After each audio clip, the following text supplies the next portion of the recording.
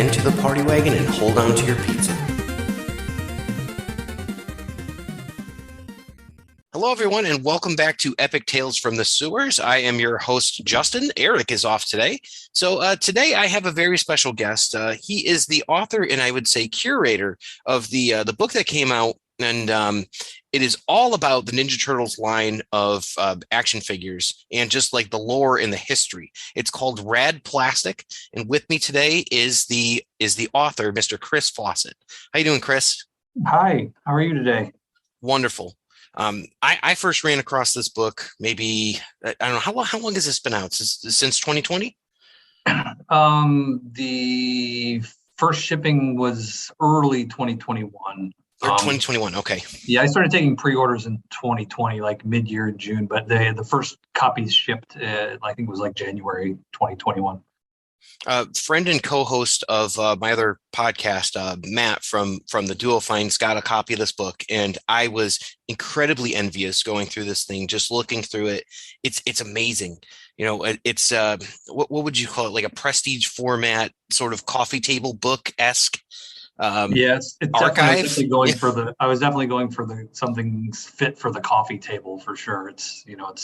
It's quite large. The comment I get most from people, honestly, when people email me or ping me on social media, like, I didn't realize it would be so big. That's like the number one comment I get. Oh, it's humongous. It's like 11 by 11 and about 4 pounds or 5 pounds or so. So it's hefty. Yeah, it's substantial. And in the cover of the book, for anyone who hasn't seen it yet, is a view of the Turtles party wagon, and it has a big logo with half shell, half sewer, and it says Rad Plastic on it, with 2 turtles that are in the driver's seat. Now, are they open to interpretation, or do you have an idea of who those turtle shadows are? I never thought about that. But, oh, nice. Okay. But I'll make it up right now. Yeah. So who do you want them to be? My favorite 2 are Leo and Donnie. So I love now it. They are officially Leo and Donnie in the windows. Oh, you're the best. Yeah, I'm a huge Leo guy. Leo is everything that I aspire to be, and unfortunately am not. But that's my deal. So that's great. And now we know canonically who they are. That's fantastic. And that kind of matches the igloo cooler that I have, I think. Yeah, man, this is great. Like it's kind of an archive of the history of the process. And I mean, the amount of research you must have done on this is just staggering. How long did this process take to go through this book? I started basically the tail end of 2017. So all of 2018 and all of 2019, I was researching. And then 2020 was sort of a combination of a little bit of researching ongoing, but then also really working with the designer and doing the writing and getting all that stuff ready for it to actually go to print, which it went to print in I think it was like late summer 21. So by the time I sent the book off to the printers, it had probably been pretty close to 3 years. Wow. So, is that right? 17, 18, 19. Yeah. About 3 years, because I sent it off in late summer 2020. I think I just misspoke. It was late summer 2020 that I sent it off. So about 3 years of research and writing and designing and editing and all that stuff until it was out of my hands at the printers. So what's the process, or actually, what's your history like with Ninja Turtles? Like, how did you first get into them, and like the action figures and just like in general? Well, actually, I was never really into the toys. I'm a little bit older than that generation, but my initial sort of foray in love with them was the original stand-up 4-player arcade game. Yes. Because I played a lot of video games when I was in high school and college, and that was one that it was in the student center when I was like a freshman in college, and so I played that one a lot. So that was kind of my entry to it. And then I don't know, I was always kind of a kid at heart, and even in college when I'd come home afternoon and work on homework, I'd always turn on the afternoon cartoons on, like back in those days at like 3:00 in the afternoon, cartoons came on television. Oh yeah. And so I would flip those on and watch like Darkwing Duck and yes. Turtles was on at I'm from Connecticut. It was always on at 5 after Disney afternoon. So after like Tailspin and Darkwing and all that kind of stuff, it was right. On. So sometimes I would lapse over into that and catch a few of those here and there, but I never really, I was a bit too old to be like the having toys as a plaything. But as I got older, I started being a toy collector, mostly foray into Star Wars originally, because that was really the toys from my childhood. But then got into the Ninja Turtles toys too, as well, just because I did love the property. I was starting to find a bunch of interesting things, and sort of fell in love with the toys much later than my fandom for the property in general. You're a Star Wars guy. I'm really surprised that they never made a Star Wars version of the figures, because they had the concepts from artist Michael Dooney, and it seems like that would have been not something that would have been out of the realm of possibilities back then during Turtle Mania. Did you ever run across any ideas that they were going to actually produce those, or? Well, this is a little bit of piecing together stories from different people and a little bit of speculation, but I'll tell you what I think happened was around about 1994. Lucasfilm was pitching the license out to other toy companies for Star Wars, and Playmates was one of those toy companies. And actually, we, in the research for the book, stumbled across a lot of the Playmates concept pieces for the pitch Star Wars line. And what I heard actually is that Playmates had by far the most interesting and the best pitch. And they went up to the Skywalker Ranch and literally like set up a whole room with backdrops and displays, and had all these prototypes, and like they really knocked it out of the park as far as their pitch goes. And ultimately, what I heard was Lucasfilm loved them and the toys, but they were worried about such a small company taking on a big property, and could they keep up with the demand and all that, which, looking at it from my point of view as someone that used to be in the toy industry, I was like, man, they just nailed Turtles. How could you not think that they could keep up with Star Wars? But so eventually they did not get the property. My guess, and this is the speculation part, is that those Turtle Star Wars crossover concepts were part of that pitch, that they were saying, look, here's all the Star Wars toys we can do. And oh, by the way, we can do some cross branding with Turtles and Star Wars. And when they didn't get the license for Star Wars, that whole thing fell by the wayside. So that's my speculation. I guess it could, the other way it could have happened is that they were just trying to get a license just for Star Wars Turtles at some point, maybe before that pitch meeting. And, it was just the licensing fees were too much, or Lucasfilm wasn't interested. I don't know. But I think the more likely story is those were somehow part of that pitch to get the Star Wars license that they did not win. Yeah, and they were still with Kenner back in that time. So, and it was funny, it just seemed like such an obvious transfer where it's like, oh yeah, this would be perfect if it happened. And we had the Star Trek ones, which are great, but it just never kind of happened. Yeah. And Playmates already had the license for Star Trek figures. So that was an easy one for them to get over the finish line from a business standpoint. That makes sense, because I remember, I think for one of my birthdays, I got a Bebop and like a Geordie LaForge, and they both had that Playmates logo, Right. Same birthday. I remember getting that. That's great. There's a lot of engineering that goes into this too. And I was really interested by something you said in the first part of the book about how you credit a lot of this to Barbie, and Barbie kind of led the way with like plastic and all that. Is there anything in your research regarding like the engineering of the figures that's like you didn't realize was incredibly interesting, or something like that maybe like the regular fan or appreciator wouldn't know?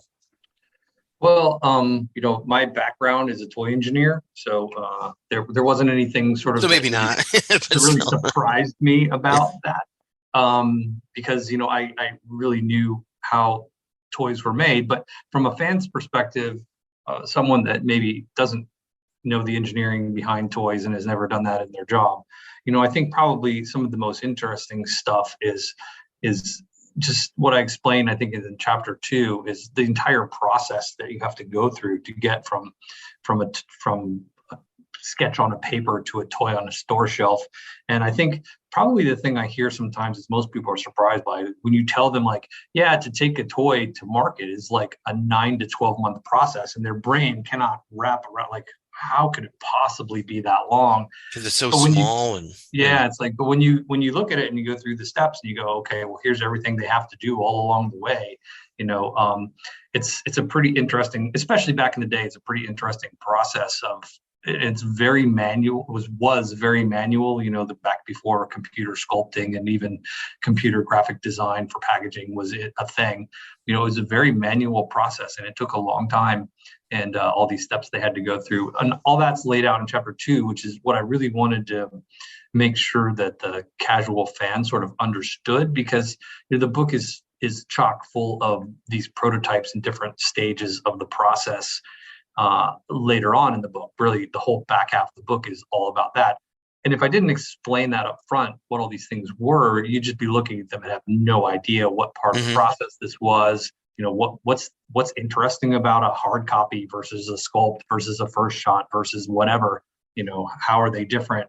Where do they fit into the process? So I really wanted to explain that to people in the first half so they could really have a better appreciation for all the things that they're going to see as we get into the back half of the book, which is split up by each individual year and showing interesting things for that year. So hopefully, it's kind of hard as someone who's deep into the technical nature of it, because it was my job for 15 years to try and write a chapter that the layman can understand. I hope I did well at that. It's kind of hard, you know, to reflect on that and look at it because you know what you're talking about, and trying to explain it to somebody that doesn't know anything about it. Sometimes you can miss the mark and over explain or under explain. So hopefully I've done a good enough job that once you read chapter 2, you really have a better appreciation for everything else that comes later in the book, and you're flipping pages going, oh wow, I know what that definitely. is. I know what part of the process that is. I know, like, oh man, that's the thing the sculptor took his knife to. That's amazing. It's like the very first one of this figure ever to come to life. And so hopefully you recognize those things like that as you go through the back half. And I mean, like in terms of like a historical aspect, there's things that you have in there, and in like Leonardo starting out as, you know, having nunchucks or being orange, you know, like those tweaks, or like the first prelim of Rocksteady that looks way different than the last one. And you see it, you're like, holy crap, that's where this came from. And now it's such a huge part of like the turtle zeitgeist. And it's like, that came from here. And it's really interesting. Like, for people who are interested in the history of all of this and the characters, I think this book is an absolute must. You know, I'm hoping my library gets a copy actually out here, because it's just one of those things where it's like, it's so interesting if you're into this culture because of the little nuggets that you have. And I mean, like concepts like Scratch, you know, like just the concept of that, where it came from, who did it, you know, Jim Lawson did this one, and Michael Dooney did this one. It's just kind of like, it hits on those notes where it's like, I'm not a huge collector of the toys anymore, but like I still get a couple. But you know, it's like, I know people who live and die by these things and buy the accessories, and like with the aftermarket on those things, and it gets ugly. So it's just like a crazy thing, you know. And I'm wondering too if there's going to be like an aftermarket for 3D printed stuff coming up in the future when this stuff is not so available. So who knows on that? But that'll be a fun thing to speculate on. With this, there's a lot that you did with the vehicles and things like that. Do you have a particular favorite vehicle that you ran across? And it could be a conceptual design, or it could be one that is the actual vehicle. Yeah, I'll give you two. And the reason I'll give you two is because one is something I can have in my collection, and one is kind of not. But my favorite one that you'll see in the book is the soda can racer, or pop can racer, which is just, it's interesting to me because it's such a crazy, insane idea. Like, extremely clever and sounds like super interesting until you really think through the ramifications of the whole thing as a toy.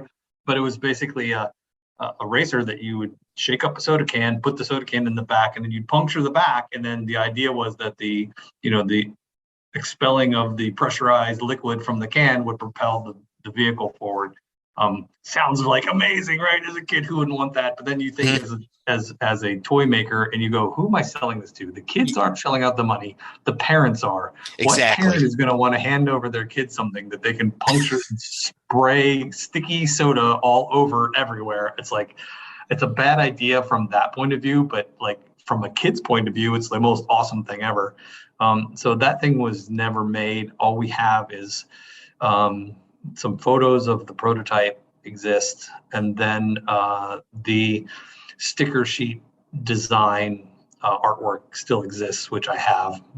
Cool. So the original pencil, marker, and ink label design artwork for that vehicle exists, which would have been made. You'd say, well, why did they make label art if they never got farther than a prototype? And the reason was that they would often make these prototypes up and take them to Toy Fair to pitch them to buyers from wherever, Target, Toys R Us, and so they'd want them to look really nice. So they would often do that label stuff fairly early.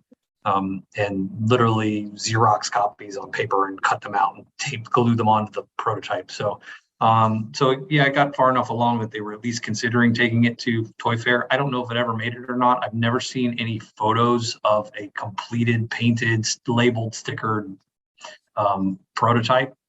The photos I have are all sort of an unpainted version, and then in the Toy Fair catalog is just an artist rendering of the toy. So I don't know if it ever got to that stage or not, but if it did, I would really.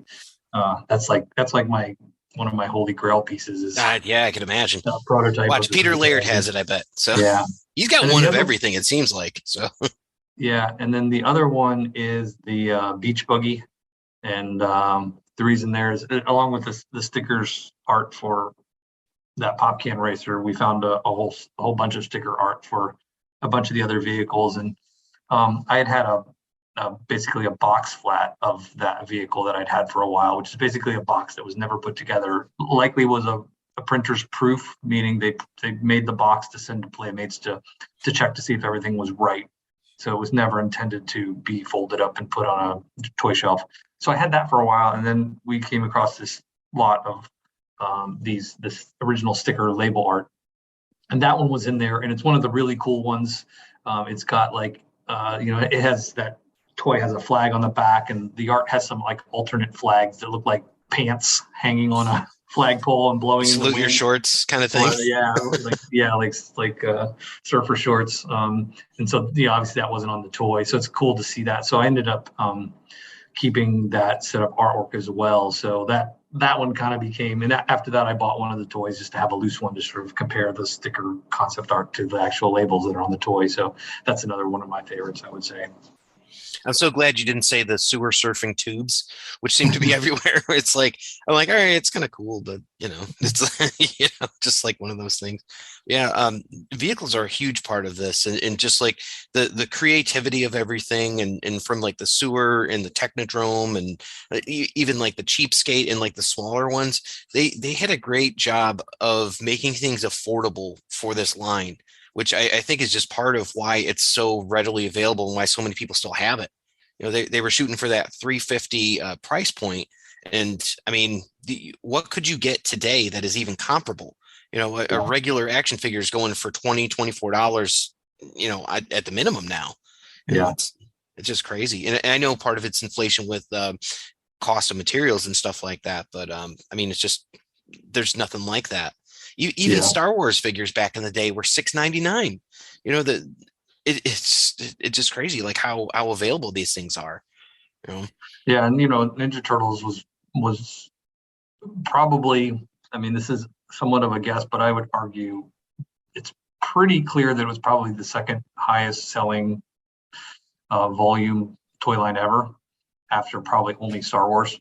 I can't Wow. think of another toy line that would beat it, because even the other super popular toy lines, I mean, maybe if you go like Transformers and you consider Transformers from the beginning till today. Yeah, because it's But if still you look at going. Ninja Turtles from the beginning till today, they've been around all through these years as well. But I think it'd be pretty easy to argue that some of the other popular lines, like He-Man, was only around for a couple of years. GI Joe was sort of in and out, and if you limit it to just the 3 3/4 style figures, those were a few years in the 80s. But Ninja Turtles, like even just the vintage line, was a full 10 years worth. So if you just look at the vintage, like, the Transformers from the vintage era and Star Wars from that era, 70s to 80s to mid 90s, that's what I kind of consider the classic era of vintage toys is probably 77 with Star Wars through about 95 when Ninja Turtles original line ended. I gotta say Ninja Turtles has to be number 2 in that time period. I can't see how it's not. So, and Star Wars fans will buy literally anything. So it's just, and that's not a detriment so much as like if they make this the guy with the ice cream maker from Empire Strikes Back, and they made a figure because I've seen jokes of that. Like someone would buy that, like 100%. And then they would release a 12-inch figure of it with real human hair, and someone would buy that. It's just that's Star Wars fandom. So I 100% agree on that. Yeah. Yeah. I was curious about a couple things. I know there's some like you had mentioned Grail pieces and things like that. Like there's some really low production figures like a Shogun Shote or the Tyrannosaurus Shredder and stuff like that. Did you uncover why some of these were just so short runs, like a Scratch or the what's his name, Firehouse or? Yeah. So that's just in a general. So I didn't discover any specifics on any of those, and generally speaking, there usually aren't specifics. It's generally just a general business reason for those. So those specific ones like the Scratch and the Hotspot, they were Hotspot. That's who it was. Yeah, they were a late release. I think those were 94, if I recall correctly, and they were sort of winding down those mutated animals that were sort of in the basic assortments every year, and they were pivoting towards more just doing the 4 turtles in various outfits, and they were also pivoting to the mini mutants line with those little play sets. Yeah. So that was the last year of those sort of like new mutated animals, a cat, a dog, or whatever. After that, all you see is basically turtles and the main bad guys. You don't see new characters coming into the line. So just because that was the last year of those, for whatever reason, the Scratch was short packed, the Hotspot was short packed. I know for a fact the Hotspot was 1 to a carton because I opened a sealed carton at one point in time that had a Hotspot in it, and there was only 1 in there, and some of the other figures had 2 of each in there. So just the fact that the assortment was, for whatever reason, they only had 1 on there, led to those being in shorter supply. I will say that Playmates was very progressive in their SKU analysis, and that they were one of the first toy companies anyway to start looking at the sales based on the individual SKUs and not just the case assortment. So before that, a lot of companies were like, "Oh, here's the case assortment," and if you had, whatever 2 figures in that, 2 of each in that case, and everybody liked, all the ones except this one, what you'd end up happening is, from the toy company perspective, it looked like, oh, that case is selling great. If you go onto the ground and look at the toy stores, 9 out of the 10 figures are gone off the shelves, and you have that last figure is a bunch of peg warmers. So in order to get around that, Playmates was starting to look SKU by SKU basis, which was only really starting to become available as data in the late 80s because of UPC codes becoming prevalent and the scanners at the checkout becoming prevalent. So once you have that, now you can actually gather that data about, oh no, it wasn't just something from case assortment 1 that sold. It was this actual Hotspot figure that sold. So they were looking at all that data. And they were changing up case counts on the fly. I know that I talked to one of the operations guys, and he said they would change the case counts monthly, where if something particular SKU wasn't selling very well, they'd lower that SKU into the case count and add an extra one of a figure that was selling well. So I'm sure that was going on. Yeah, I'm sure that was going on by 1994 when those figures were coming out. So they released those out there to the market, and if Scratch had sold like hotcakes, I'm sure they would have adjusted the case assortment and added more of him in, but they didn't. So it must have been, a case of he was not only short packed to begin with, but then he didn't really sell that well anyway. It was part of the line that they weren't really pushing because they were trying to push all these, all these other things, the turtles and the various costumes, Wars of Forgotten Sewer and Apollo and Sewer Heroes and all these things, right? with the main characters. So they kind of weren't pushing it. It wasn't selling well. They didn't have any reason to change the case assortment. So those ended up as a short pack and, were only out for a year. Whereas like some of the figures were sold multiple years, like in 1995, I think it was, or 96, they came out with that Ninja Action, or not Ninja Action. What was it called? I forget, but they released the name, but they released a whole bunch of the older figures in like generic packaging that year. So a bunch of those got re-released like later on, and Scratch and Hotspot were not part of that re-release. So you're looking at it, you're just going, man, those things were just available for a very short time. They were short packed, and so just literally the answer is there were less of them produced than the others. That makes sense. When it comes down to the end, it's like how many supply and demand. Yeah. So, and now just people like them because they're interesting, different characters. As kids, you're like, oh, I don't want this cat. I want another Leo. I want another dog. And he wasn't in the cartoon or the video game or anything else like that. So yeah, but as an adult, you're looking at it more like, oh, aesthetically, this is really cool looking. I really like how this figure looks, or like I like dogs, and so I want to get a hotspot because I have a pet Dalmatian, whatever it is. It makes you like that, right? Hotspot was way cooler. Yeah. So at least in my opinion. So who jumps out, or is there a particular line that jumped out to you as your favorite, like something that you thought really stood out and you're like, this was just super awesome? It was definitely the Warriors of Forgotten Sewer for me, just because I've been a big Tolkien fan since I was like in 5th grade. Oh, you're in great company then. So so I think I have Sting around here somewhere. So yeah, and so number one, I like that because I like the sort of the medieval tie, and it's an interesting crossover for a Ninja Turtle line, to go with like that sort of fantasy. It's one thing to do like like your typical like, oh, here's a policeman, oh, here's a firefighter, oh, here's whatever, some superheroes or something. It sort of makes sense with the line, but like fantasy is like way out there. So I like this kind of cool and different and really way far away from all the other sort of crossover stuff they did. But then also like the history of that line and is just amazing. The stuff I found that it was going to be very, very deep line, and it seemed like one that just didn't succeed very well, and so it never went forward. But in the book you'll find several incarnations of the story in the comic book, including one complete mock-up sketches of the comic book that's slightly different from what was produced. There were characters that were never made. There were figures that went all the way to sculpting, all the way to photography, made it into the toy catalogs. One of them even made it on the back of the toy card backs, like as showing as an available figure, and it was never produced. So, there's a lot of really interesting story there, both from the company and from my personal journey with discovering that stuff, that makes that line really interesting for me.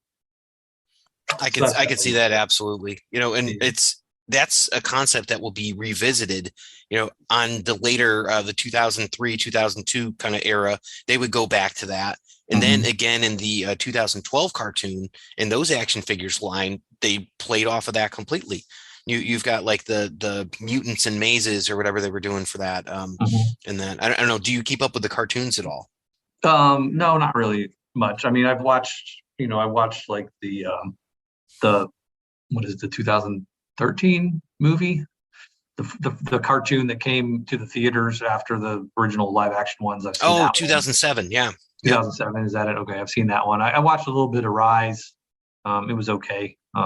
Yeah. It's just for a different audience. It's exactly. It's it didn't no really turtles grab is me enough bad, to want to go through the whole thing, but I keep up with the comic books pretty well. I've read all the IDW stuff, so I really like that stuff. So did you get a chance to watch or read Last Ronin?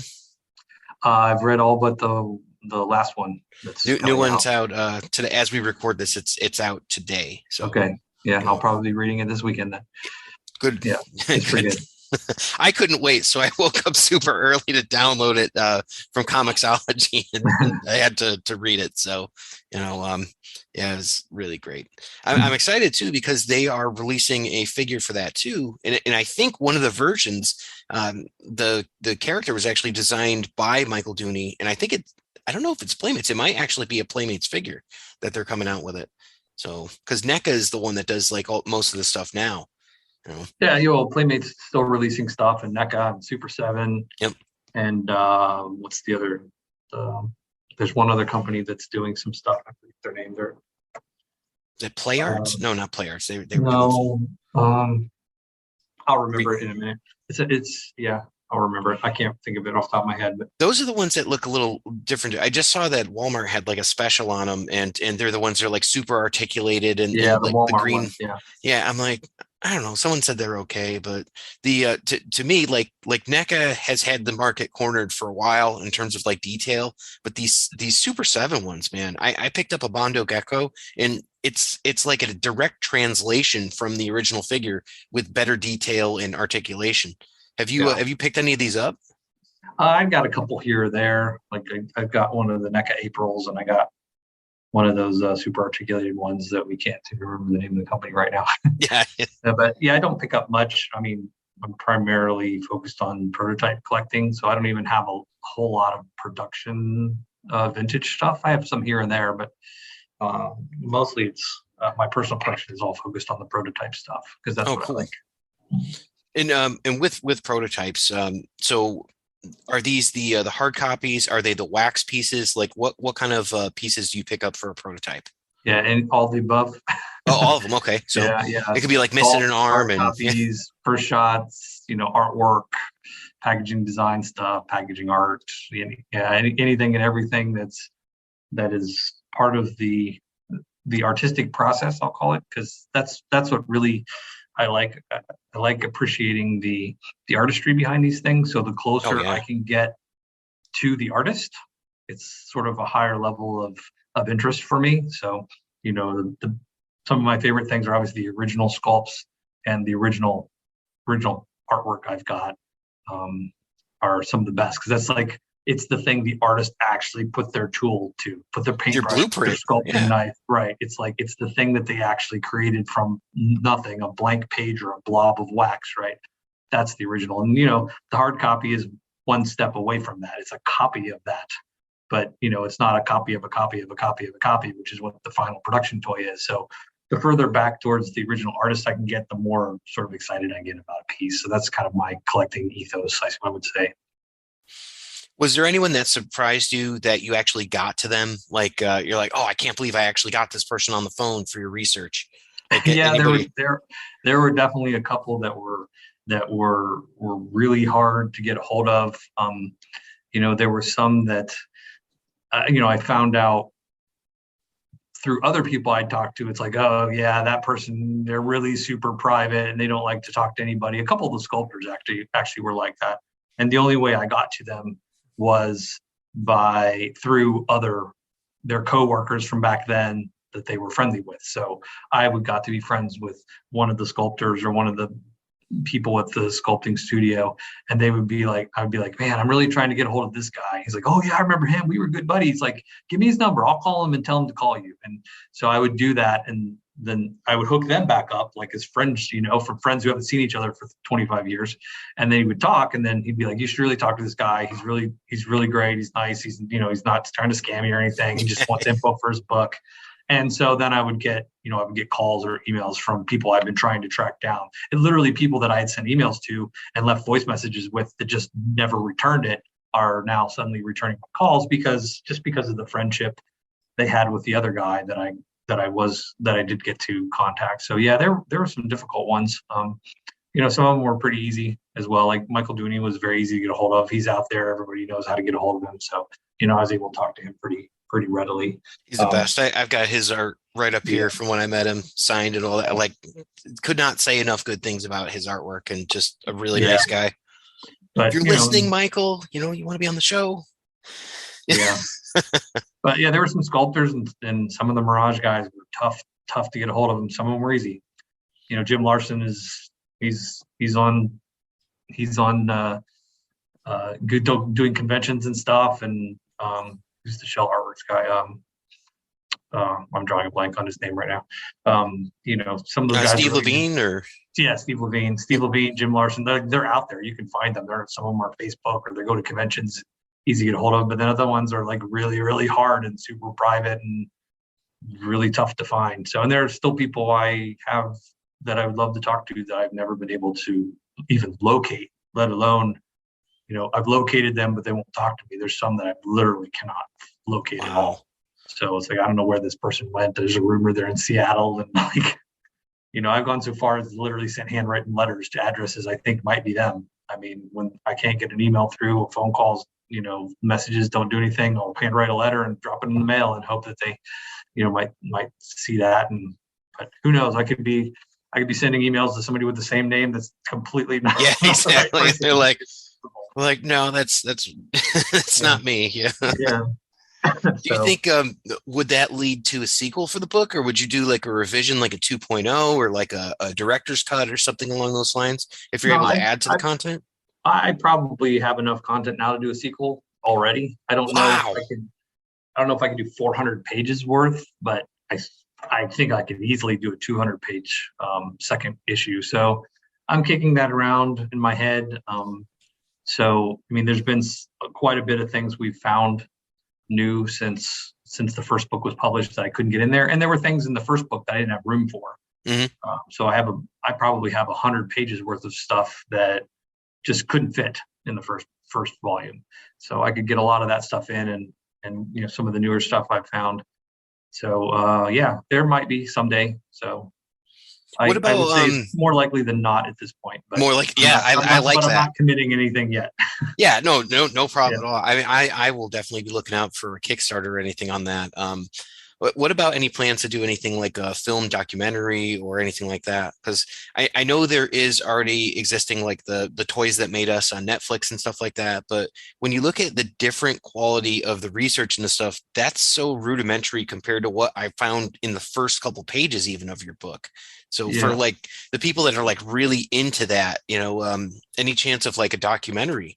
Well, there's a guy that um, hit me up at this convention I was at that's doing this documentary and interviewed me for that. And I know he's interviewed some other people. Um, so I don't remember what the title of that documentary was, but um, I'm hoping that continues forward and comes out. He released a trailer a little while back. Maybe if I can find that, I'll send you the info. Oh, cool. You can add a little tag in your after our interview saying here's the info that we couldn't remember while we were talking live. But yeah, I could probably find that guy's name. He's doing a documentary. So I don't have any plans to do anything like that. I'm not a filmmaker, so Gotcha. uh, Yeah. uh, The wouldn't be second book something. would be amazing. So Yeah. even do you think you will go hardcover again or like another giant prestige format? I think it would be the same size. I would do it even if it was less pages. I think I would do it the exact same so you could put them side by side on your bookshelf. I love it. And the cool thing too is that you actually send a sticker with a signature on it, so you can put that inside your book. And I thought Mhm. that was so innovative. Like I love that idea. So it's just like, okay, put it where you want in there. So now I've got a signed Yeah. copy of the book. Well, And that was more out of honestly, it made me sound like a cool idea, like to offer something to the customers as a sticker, but it was really out of necessity because logistics of me being able to physically sign the cover of each book, being that the distributor is not local to me. mhm. So, like to me to get there to physically sign them is almost impossible. Like I just couldn't do it. So the only way I could offer a signature version was to create a sticker that I could ship the stickers to me, sign them all, ship those to the distributor, and say just drop it in each book as you ship them if they've ordered that I'm glad they did. version. I So mean, yeah, so it and worked out to me well. as like the end user of it, that's a thing that's very appreciated because this is going to be something that's displayed. This is not going to be something that it's like, oh, it sits underneath and there's coffee stains on it for that reason. Yeah. So we did an interview earlier with David Wynn, who is kind of Kevin Eastman's right hand man, his tour manager and stuff like that. And I showed him the book, and he's like, "Oh yeah, we know all about that." So like they were well aware of this, and they're Yeah. like, "Yeah, that is the coolest thing." And he's like, "You check out page, X," and I'm like, "Yeah, man, that's just the coolest thing." It's such a conversation starter because so many people remember fondly this line, and Yeah. I mean, I have like four of them on my desk right now, just like at work. And, you can see behind me, I've got one of the giants, and Yeah. I see that. Yeah. it genuinely makes me happy, like these things. And of course, for me, it was a little bit different because I was man, I was 6, I think, or 7 when I got my first ones, and I always kept them. They were the soft heads, and my Michelangelo had 2 left legs. Never forget that. So maybe that would have been worth something if I was a youngster and left that in the package, but I did not. So so I still have him. But yeah, I mean, just Yeah. nostalgia wise and all that, it's such a cool thing. Do you think that there's another property that hits you as hard as the Turtles? Like, would you do something like this for Star Wars? No, not that Star Wars doesn't hit me as hard as the Turtles, but two reasons. Number one, for Star Wars, there's been a zillion books done. Like there's to the microscopic degree. I mean, for an example, there's a guy that's writing books on Star Wars just about the proof cards, the packaging, one book for each film. That's how like deep Wow. down the rabbit Yeah. hole Star Wars books go. Yeah, and I should have anticipated that. So Star Wars has been done a lot. There's no other line other than Star Wars I really care to do, or there's enough information on to do. But the other thing I'll say is that I don't think it's really possible to do a book like this again for any toy line. It would be very difficult. Let me put it that way, because of the fact that when I started this, really no one was invested in finding this type of material for that line. There have been people looking for Star Wars prototypes for 2 decades now, right? That stuff is come out and it's distributed and it's all over the planet now. But when I started this, like nobody had gone looking for Ninja Turtle stuff. So I was able to find massive amounts of the stuff because it was all still in the hands of the original creators and employees from Playmates and employees of the outsource firms or whatever. It was all still there. So That's the so fact cool. that I could gather the volume of material I could gather by visiting 30, 40 people was allowed me to make the book. Today, like if you wanted to do a similar book for Star Wars, you're talking about trying to contact 300 or 400 people to get this kind of material, and going and visiting them and taking photographs. It'd be almost impossible to put it together. So it was just sort of lucky, right place, right time. And the fact that no one had really dug deep into this line that allowed all that stuff, the majority of that stuff, to be held in the hands of. I mean, if I look at it, I would say probably 80% of the photos in those books probably come from about 5 different people. Wow.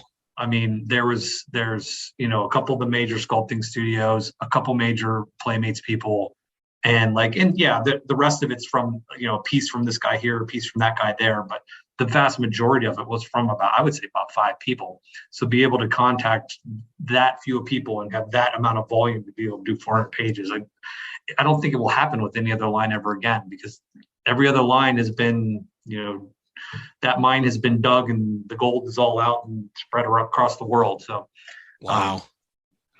That's great. Where's the best place that people can buy the book, and where should I be sending them? if Because they you're should get it. in if you're in North America, the best place is radplastic.com, my website. You'll get the best shipping rates there because the distributor in North America can ship to Canada, Mexico pretty easy, even South America. If you're in anywhere else in the world, but mostly Europe, it's available through my distributor there, but they have it on several sites. Bookdepository.com is one. I believe it's on Amazon UK and Amazon France.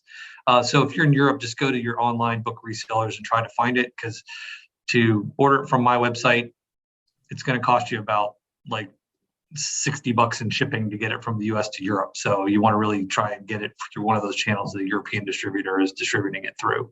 So it'll be much cheaper, but more like, maybe $20 shipping, not $60 shipping. So yeah, We those do are have a those. fair amount of listeners in Australia and New Zealand. Yay! But Yeah, so yeah, they're also there, book uh, depository or that's probably maybe try checking both. And I'm not okay, all sure, right. because I mean that's sort of almost halfway around the world from Europe and halfway around the world from the United States. It's So worth it, fellas. yeah, It's worth it. So yeah. I'm just saying, like, if you have like even a like just a love of this kind of stuff, it's you're not going to regret it at all. Yeah, I've sold a few to like New Zealand and Australia, but yeah, the shipping is pretty expensive into that country. And and actually right now, I think the U.S. Postal Service still has or they're not shipping first class into Australia right now. So it's even more expensive to come from the US. So I'm guessing right now, Australia, your best bet is to try to find some of those online places out of Europe to get it. So Do you have any plan on releasing this as a digital like PDF file or anything like that? Or probably someday. I really, I'm an old school guy. I really like the coffee table book, having something. I'm 100% with you. So it just popped into my head, so I figured I'd ask. Yeah, but even saying that, I know that at some point it won't be worth printing any more of them, and I don't know what that point is. I don't know if the current print run that I did will be the end of it, or if it's 3 years from now, I'll think we might need another print run. But at some point, I think I'm going to decide I don't think a print run is ever going to be worth it ever again. And at that point, I still would like to have the availability for people to get one.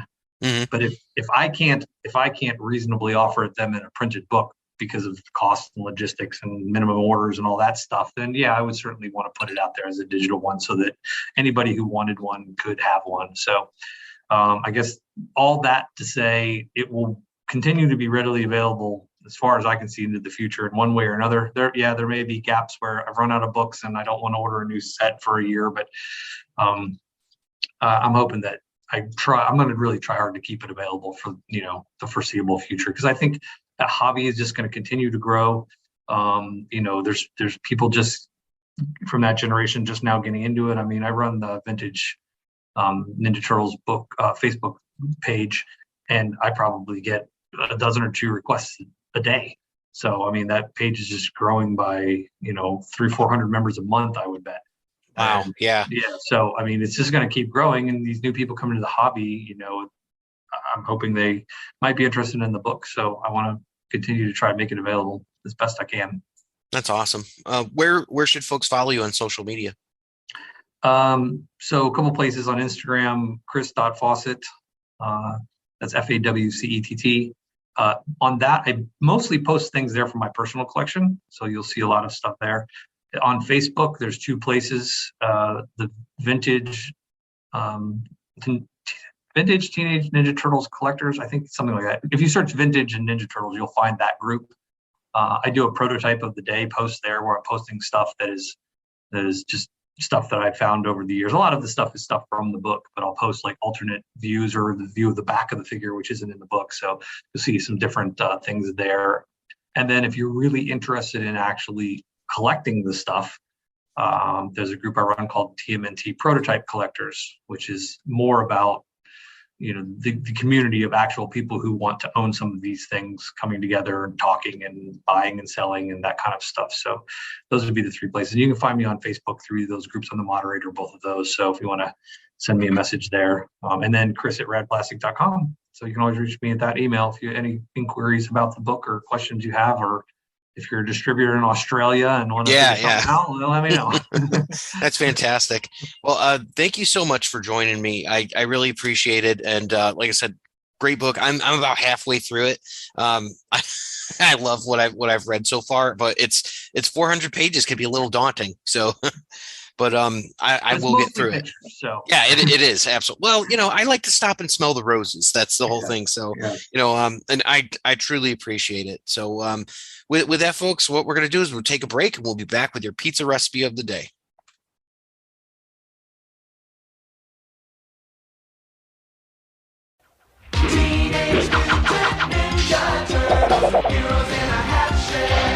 Splinter the Rat taught them each the ninja arts. Donatello, master of the staff. War!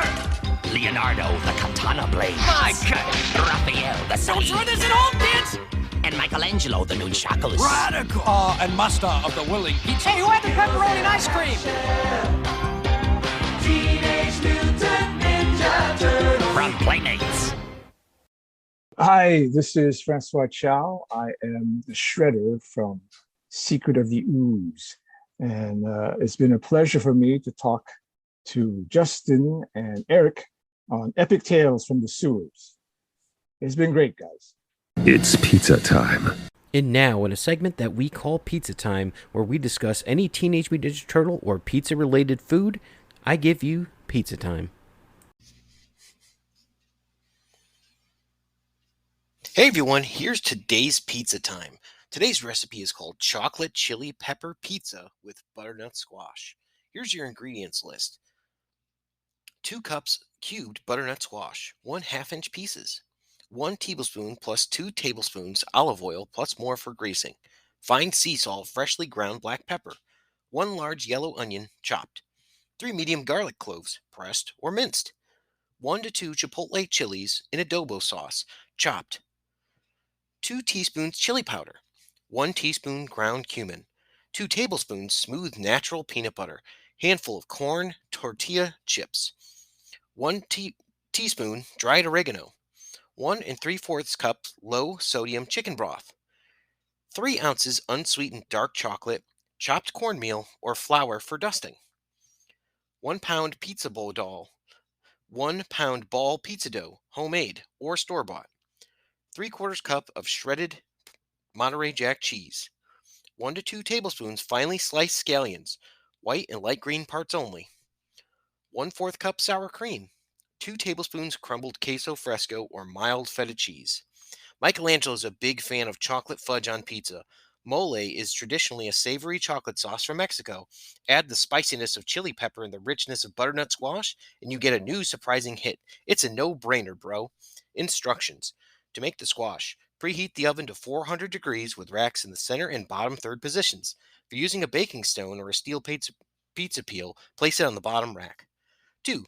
Dump the cube squash onto a heavy-duty rimmed baking sheet. Toss it with 1 of the teaspoons of olive oil and season with salt and pepper lightly, about 1/8 teaspoon of each. 3. Roast for about 30 minutes, stirring halfway through until the squash is tender and beginning to brown. Remove the squash from the oven and set it aside to cool slightly. Then increase the oven temperature to 500 degrees Fahrenheit. To make the mole, while the squash roasts, make the chocolate, aka mole sauce. Heat the remaining 2 tablespoons of oil in a large skillet or a saucepan over medium-high heat. Add the onion to the pan. Give it a pinch of salt and cook, stirring frequently until the onions begin to soften up a bit, about 3 to 5 minutes. Toss in the garlic and cook for 1 more minute, stirring occasionally. Step 2. Transfer the onion and garlic mixture into a blender or a food processor, along with the chipotle, chili powder, cumin, peanut butter, tortilla chips, oregano, and chicken broth. Puree until the mix is smooth and uniform in color. Step 3. Pour this mixture into a medium saucepan and place it over high heat. When it begins to boil, reduce the heat to medium. Cover the pan and cook for 20 to 25 minutes and let the flavors marry and intensify. Step 4. Remove the lid and stir in the chocolate until it's completely melted.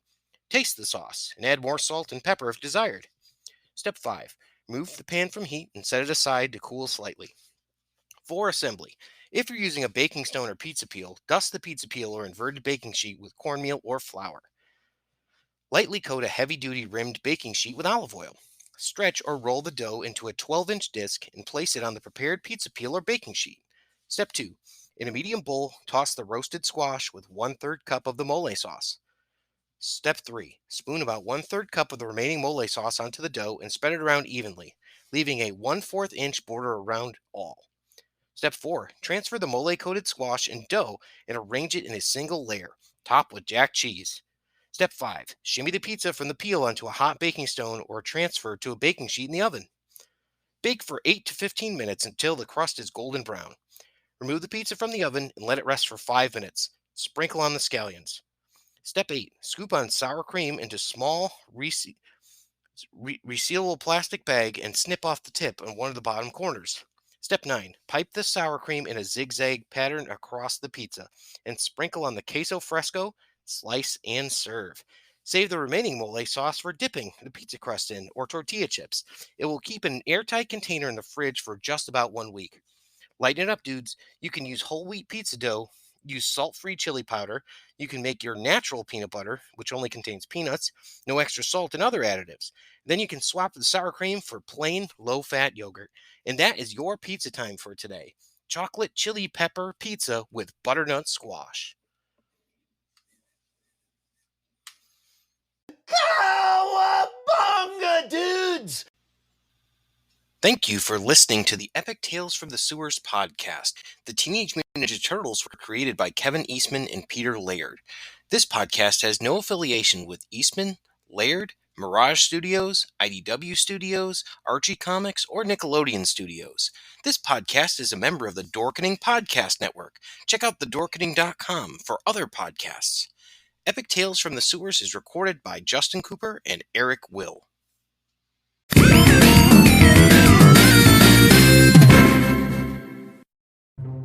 Everyone thinks because you're a zombie, you don't know good coffee. Well, they're wrong. We have very active lifestyles. It's not all wandering the countryside aimlessly or scaring passing motorists. And we all love a good cup of joe. And there's only one brew that gets my seal of approval. Deadly Grounds coffee is my guilty pleasure.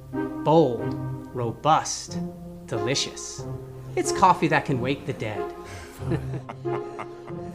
With over a dozen different roasts and flavors, Deadly Grounds can satisfy the most finicky of coffee addicts. The aroma is so intoxicating. It brings all of my neighbors out of the woodwork. Deadly Grounds coffee. Coffee to die for and zombie approved. It's good to get a little deadly.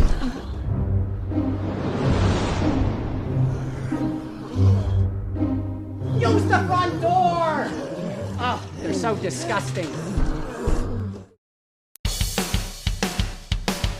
Greetings! We are the Retro Reductopus Cephala Podcast, the bi-weekly show that celebrates all the things that made growing up awesome. He's right. We wax philosophic about lots of geeky crap like old video games and movies, toys, cartoons. I don't know, help me out here. Music, pants, quoting video games that don't have dialogues, shabibans, tasty news, Unnecessarily long Japanese onomatopoeia. butt breathers, uncomfortable nature facts. or how to install a thermoflange. And unlike all those other podcasts, we at Retro Reductopus have an exciting rotating host schedule. Do we? We sure do.